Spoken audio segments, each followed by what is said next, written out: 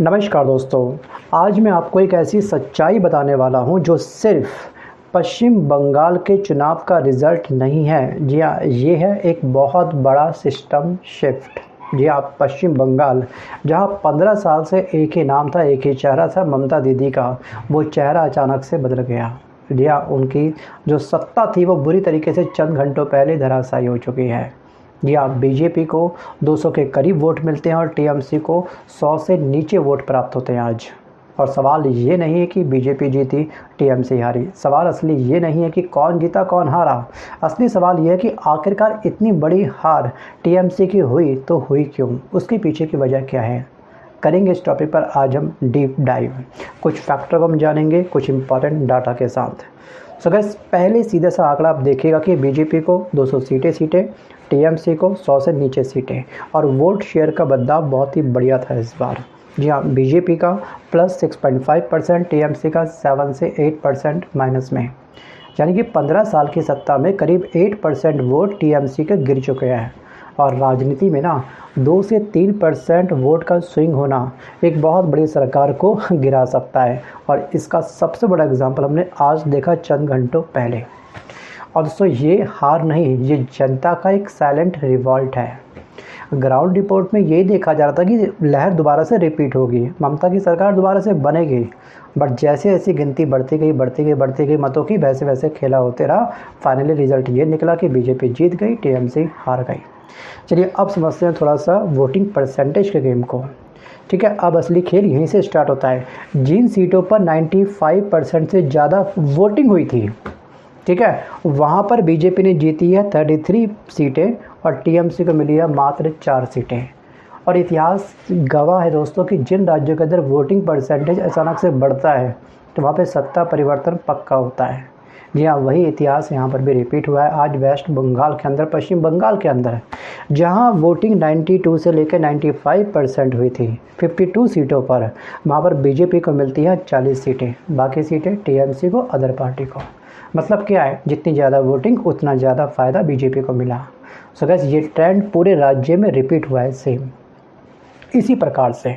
मतलब कि बंगाल में वोट बढ़ा और सत्ता बदल गई। इस बार महिलाओं ने भी बढ़ चढ़ के पार्टिसिपेट किया था, बढ़ चढ़ के वोट दिया था। और इसी बात को मद्देनज़र रखते हुए एग्जिट पोल तैयार किए गए थे कि अगर महिलाओं ने इतनी बड़ी संख्या में पार्टिसिपेट किया है, वो मत दिया है, तो सरकार परिवर्तन होने की पक्का संभावना है। और चंद घंटों पहले वो बिल्कुल सच होता हुआ हमने देखा। बीजेपी को इतनी बड़ी सीटें मिली, इतनी अधिक सीटें मिली, और टीएमसी को काफ़ी कम सीटें मिली। और दोस्तों, इसको पीछे काफ़ी सारे दोस्तों जो विपक्ष की पार्टी है वो सवाल कर रही है कि भैया एसआईआर के माध्यम से ममता बनर्जी की सीटों को कमज़ोर किया गया, या फिर दोस्तों स्ट्रांग रूम में जो ईवीएम मशीन कहती है बहुत बड़ी धांधली हुई है, वगैरह वगैरह वगैरह वगैरह वगैरह। बट इस मुद्दे पर आपका क्या विचार है? वीडियो को पॉज करके अपनी राय आप मुझे कमेंट करके जरूर बताइएगा। क्या सच में पश्चिम बंगाल के अंदर ममता बनर्जी के साथ एक बहुत बड़ा खेला हुआ है? क्या बहुत बड़ा धोखा हुआ है, या फिर जनता सच में इस बार पश्चिम बंगाल के अंदर परिवर्तन चाहती थी? अपनी राय आप मुझे कमेंट करके जरूर बताइएगा। मैं आता हूँ वापस टॉपिक की तरफ। और अब सबसे बड़ा सवाल ये है कि क्या पश्चिम बंगाल का चुनाव हिंदू वर्सेस मुस्लिम हो गया था? जी हाँ, डाटा क्या कहता है ध्यान से देखिएगा। मुस्लिम बहुल 70 सीटें, 70 सीटें टीएमसी ने सारी नहीं जीती। मतलब कि मुस्लिम वोट में 5 से 9% इस बार बिखराव हो गया, इसलिए ये कंप्लीट 100% सीटें प्राप्त नहीं कर पाई। लेफ्ट को मिला 4.5%, कांग्रेस को मिला 3.5% के आसपास। और दूसरी तरफ हिंदू वोट काफ़ी हद तक टीएमसी के अगेंस्ट हो गया, इसलिए इनको कम सीटें प्राप्त हुई हैं। आप देखिएगा कि जीत के बाद किस तरह से नारे लगाए जा रहे हैं। सोचिए, जय श्री राम, इस तरह के नारे लगाए जा रहे हैं। मतलब ये 100% पोलराइजेशन नहीं, लेकिन 20% स्विंग ही गेम को बदल सकता है। ये हमने एग्जाम्पल यहाँ पे देखा। इस बार इलेक्शंस बहुत बुरी तरीके से टिल्ट हुआ है। और अब सबसे बड़ा सवाल ये कि 15 साल की सत्ता फिर भी हार क्यों गई? सोचिए, माँ माटी मानुष नैरेटिव इस बार कमज़ोर पड़ा ममता दीदी का।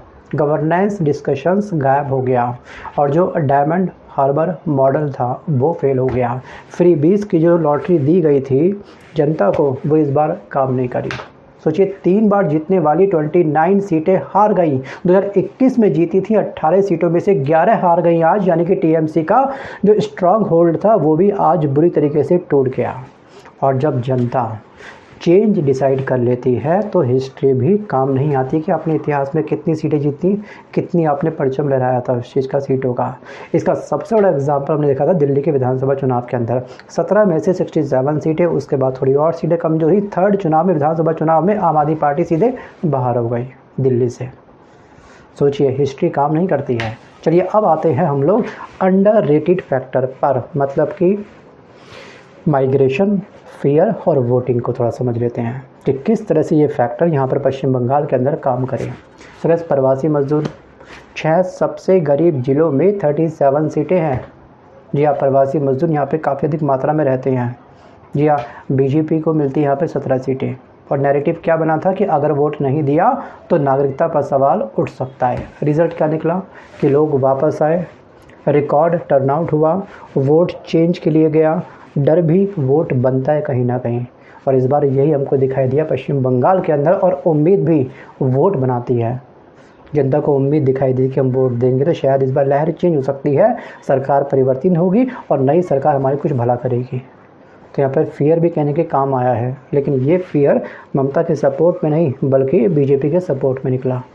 चलिए अब बात करते हैं पैसों की। सो गाइस, बीजेपी ने भी, टीएमसी ने भी और अदर पार्टी ने भी फ्रीबीज का एक बहुत बड़ा जुमला जनता को थमाया। जी हाँ, फ्रीबीज के तहत किसान सम्मान निधि, महिलाओं को लिए स्कीम निकाली गई थी, युवाओं के पैसे देंगे हम लोग। जी हाँ, जो गुजारा भत्ता है, बेरोजगारी भत्ता देंगे, हेल्थ स्कीम निकाली गई थी हर पार्टी के द्वारा। क्योंकि इसके पीछे की वजह यह है कि बंगाल की जो इकॉनमी है ना, per capita income national average से काफ़ी नीचे है, यहाँ गरीबी भी काफ़ी अधिक है। तो गाइस, ऐसे में डायरेक्ट कैश का असर बहुत बड़ा होता है। और अभी हाल ही में डायरेक्ट कैश को लेकर के भी कहीं ना कहीं कुछ पार्टी ने अपना अपना रुझान दिखाया था। मतलब कि ग्राउंड पर डेवलपमेंट दिखे ना दिखे, लेकिन अकाउंट में पैसा आम जनता को दिखना चाहिए। तो इस चुनाव से 3 बड़े मैसेज निकलते हैं कि एंटी इनकम्बेंसी रियल है, हाई वोटिंग हुई, मतलब कि यहाँ पर जनता चेंज चाहती है, सरकार परिवर्तित करना चाहती है, और नैरेटिव यहाँ पर कम, गवर्नेंस की पावर हमको ज़्यादा दिखाई दी। और सबसे बड़ा सवाल ये है कि अब जब बंगाल में बीजेपी, तो अपोजिशन स्पेस कौन भरेगा? जी हाँ, विपक्ष में आखिर कौन खड़ा होगा? सोचिए, पूरी तरीके से यहाँ पर बीजेपी बंगाल में आ चुकी है। सोचिए, अब ये सिर्फ बंगाल का चुनाव नहीं है, ये भारत की राजनीति में एक बहुत बड़ा पावर शिफ्ट है। और इस बार जो मतों की गिनती हुई है, इसने एक बहुत बड़ा एग्जाम्पल सेट कर दिया है कि हमारे पूरे भारत के अंदर बहुत ही जल्द, जी हाँ, बीजेपी का जो चुनाव चिन्ह है, जी हाँ, वो हर तरफ छाने वाला है। बट इस पर आपकी क्या राय है? मुझे अपनी राय आप प्लीज़ कमेंट करके ज़रूर बताइएगा। क्या सच में पश्चिम बंगाल का विकास होगा, या फिर जहाँ पर डबल इंजन की सरकार है विकास वहाँ पे भी नहीं हो पाया, ऐसे ही हश्र हमको पश्चिम बंगाल के अंदर भी दिखाई देगा?